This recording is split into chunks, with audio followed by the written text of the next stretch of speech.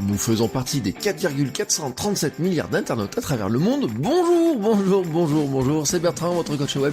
Bienvenue dans ce nouvel épisode du podcast, épisode 356. Et oui, 4,437 milliards d'internautes à travers le monde, ça représente 57% des 7,7 milliards d'habitants de cette planète. Vu de notre monde à nous, de France, d'Europe, du Canada, ou je ne sais où vous écoutez, ça paraît pas si important que ça finalement quand on réfléchit, parce que vous avez l'impression que tout le monde a Internet autour de nous. Ce qui n'est pas tout à fait le cas, mais quand vous regardez l'actualité, par exemple, vous dites, oui, tout le monde a Internet. Une chose simple, par exemple, c'est que maintenant vous êtes obligé de déclarer vos impôts sur Internet quand vous êtes en France, et ça pose quand même quelques petits soucis pour certaines personnes, pour qui ce n'est pas si simple que ça. Alors là, ce sont des statistiques publiées par Hootsuite, qui prennent à l'échelle mondiale, qui montrent notamment la place du mobile, la place des réseaux sociaux aussi, qui est un peu plus faible que ça. Non, toute la planète n'est pas connectée sur ces outils-là.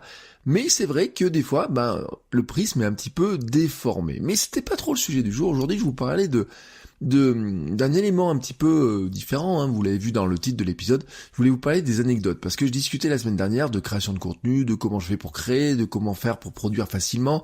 Alors nous parlions de préparation des épisodes, de préparation du contenu, mais aussi de spontanéité, de perception par l'audience, de qui je suis, de comment je le fais, etc. Et en fait, nous en sommes venus à discuter d'une chose qui me semble essentielle, je vous en ai déjà parlé, mais c'est ce qui fait une différence importante, je trouve, dans nos contenus, c'est ce qui donne le côté humain, ce sont ces anecdotes.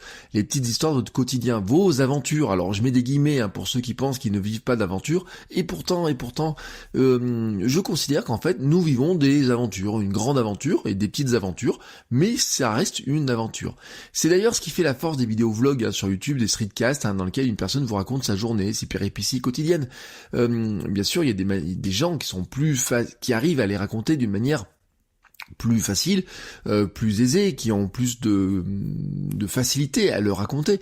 Un jour, j'ai une anecdote justement qui était rigolote, c'est que j'avais fait des vlogs, vous savez, je vous avais fait un mois de décembre complet où je faisais une vidéo tous les jours, et j'ai fait une vidéo sur les cadeaux de Noël. Est-ce que le cadeau de Noël de ma femme allait arriver ou pas? Et quelqu'un m'a mis un commentaire en me disant, c'est marrant, vraiment, j'avais envie de savoir si le cadeau allait arriver. C'était juste en fait, c'était juste d'aller ouvrir la boîte aux lettres, de mettre un petit peu de musique, etc., de raconter ça, de raconter l'anecdote, etc., de tout ça.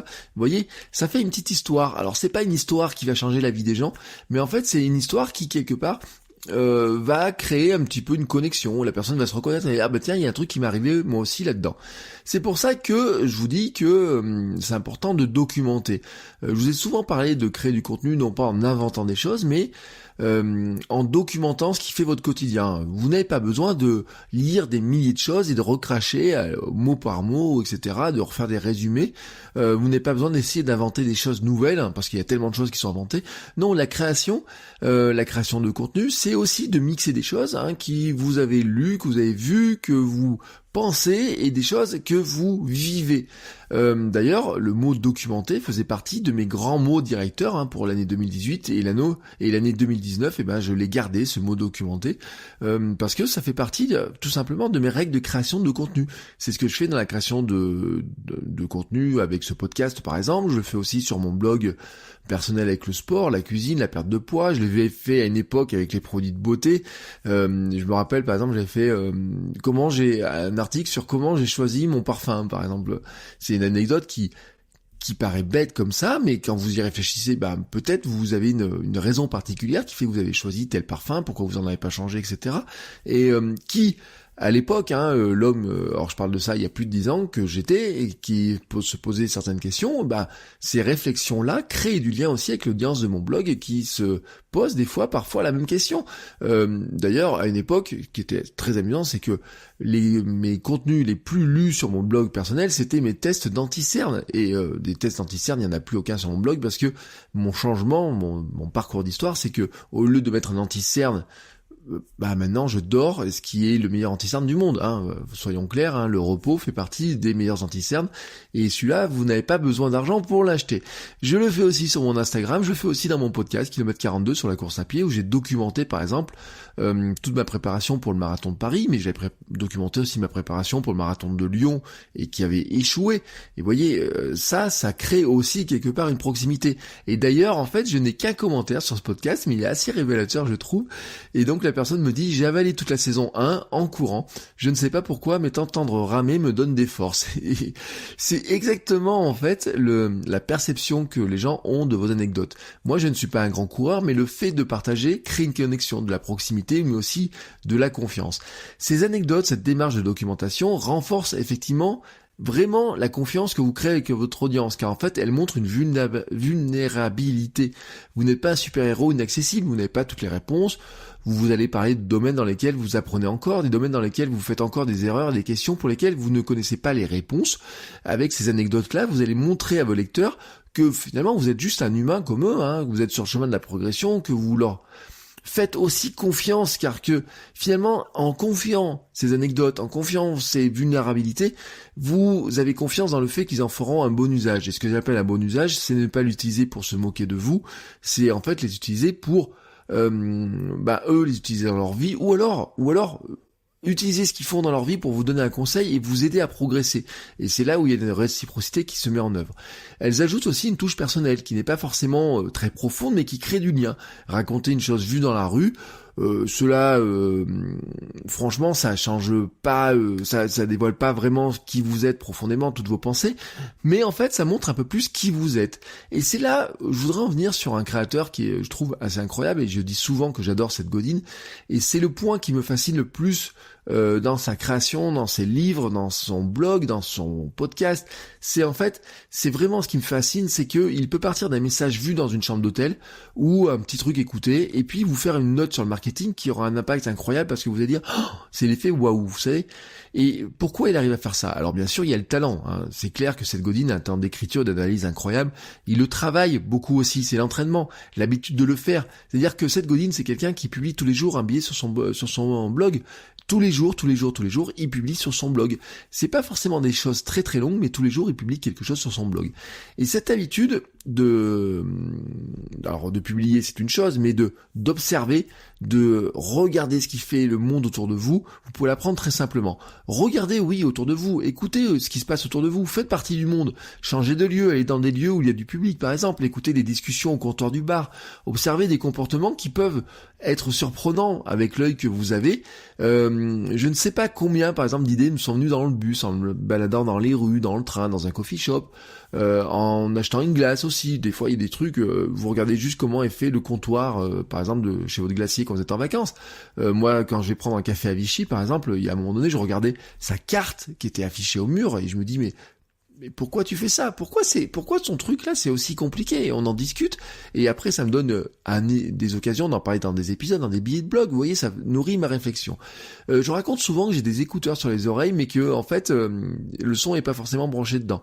Dans tous les cas, moi c'est juste des écouteurs Apple très classiques, ils n'ont pas de système d'isolation, ils ne m'isolent pas du monde, le son n'est pas fort, parfois il est même carrément coupé. Dans le train par exemple, quand je vais à Vichy pour donner mes cours, et ben en fait vous pouvez avoir l'impression que j'écoute de la musique ou j'écoute un podcast, mais en fait j'écoute aussi ce qui se dit autour de moi. Et souvent en fait il y a des petites anecdotes. Alors des fois il y a des trucs qui sont très bizarres, parce que il y a une école d'infirmières, de kiné, des choses comme ça, par exemple à Vichy. Alors des fois ils racontent les opérations et comment elles ont remis en place un genou, ou comment elles ont opéré un genou bien sanguinolent. Alors à 7h30 du matin, c'est un petit peu hard, et là je remets la musique. Mais des fois tout simplement elles vous racontent des choses comme un chef de service à l'hôpital qui fait tel ou tel comportement et qu'elles comprennent pas. Et là tout d'un coup vous vous dites ben tiens, ça touche un caractère humain, ça touche des choses que je peux utiliser. Et c'est une source qui est très intéressante. Et l'autre grande source d'observation, c'est ma fille, bien sûr. La regarder grandir, jouer, c'est des choses, et fascinant, et source de plein d'idées, mais aussi de motivation. Parce que quand vous la regardez tomber 10, 15, 20 fois pour essayer de faire son premier pas, quelque part, ça vous donne aussi des petites anecdotes à raconter aussi pour... J'en ai déjà parlé, c'est souvent ce que je dis, c'est que quand on est sur le point d'abandonner, il suffit de regarder un enfant essayer de marcher et de se dire que s'il avait abandonné quand il essayait de marcher, et si nous avions abandonné quand nous essayons de marcher, que se passerait-il? Que se serait-il passé dans notre vie? On serait où? On ferait quoi? On ferait rien. Et c'est des points qui sont intéressants. Et vous voyez, ce sont des petites anecdotes qui nourrissent le quotidien. Alors prenez, qui nourrissent le quotidien, mais surtout qui nourrissent aussi vos contenus. Elles sont ces anecdotes-là, en fait, elles sont toutes autour de vous. Il suffit d'ouvrir les yeux, il suffit d'ouvrir les oreilles, et puis il faut prendre l'habitude de les noter. Noter ces fragments de vie, noter ces petites choses quotidiennes, ces petits détails. Prendre des photos aussi, prendre énormément de photos. Remplir un carnet ou un journal avec tous ces éléments-là, vous pouvez mettre beaucoup de choses. J'ai regretté, par exemple, pendant le marathon de Paris, il y avait plein de petites affiches qui étaient intéressantes, mais je dis, il aurait fallu refaire le parcours, hein, en reprenant les photos, des choses comme ça. J'ai dit à mon neveu, par exemple, qui est sur un projet créatif, un projet de design, et en rentrant du marathon, je lui dis, j'ai vu plein d'affiches dans les rues, il y a des trucs, tu devrais aller faire une partie du parcours à tel ou tel endroit, il y a des affiches qui vont t'inspirer pour ton projet à toi, tu verras, parce qu'il y a des choses qui sont vraiment très intéressantes, et dans ce que nous avions discuté la veille sur son projet, je lui dis, écoute, inspire-toi de ce que fait telle ou telle marque, j'ai vu des affiches sur tel ou tel lieu, sur des bars, etc. Tu verras, tu vas y trouver de l'inspiration. Oui, c'est important tous ces éléments-là, regardez ce qui se passe autour de vous, écoutez, prenez des photos, et à un moment donné, tout ça va faire des liens. Alors bien entendu, pour que ça fasse des liens, et à un moment donné, il faut prendre le temps de regarder, de relire, et pas seulement de noter pour noter, mais parfois il suffira de relire ces quelques mots, et vous aurez un nouveau contenu qui va tout d'un coup faire titre dans votre tête, et vous allez mettre ça dans vos contenus, et puis ça va créer une relation, une proximité différente, et vous allez vraiment aider votre audience avec ces petits bouts de fragments de vie, ces petites aventures qui n'ont l'air de rien sur l'instant, mais quand vous les racontez, quand vous les remettez dans un contexte, et bien quelque part, elles prennent beaucoup plus de sens et elles permettent d'avoir des contenus qui vous sont beaucoup plus personnels et beaucoup plus intéressants. Voilà, c'était ma petit conseil du jour, donc je repars moi dans mes aventures. Je vous souhaite à tous de belles aventures aujourd'hui dans le reste et la suite de la semaine, et je vous dis à demain pour un nouvel épisode. Ciao ciao les créateurs.